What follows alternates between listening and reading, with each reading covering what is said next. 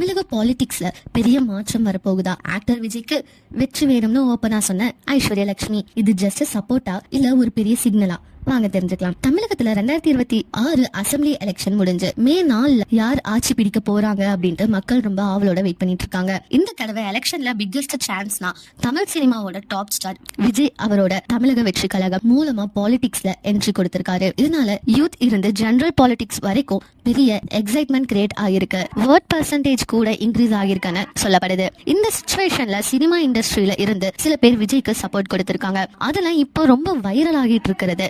Actors Aishwarya லட்சுமியோட statement தான். ஒரு press மீட்ல அவங்க சொன்னது, எனக்கு விஜய்னா ரொம்ப பிடிக்கும், அவங்களுக்கு வேற எந்த தேவையும் இல்லாம மக்களுக்கு நல்லது பண்ணலாம் பாலிடிக்ஸ்க்கு வந்திருக்காங்க.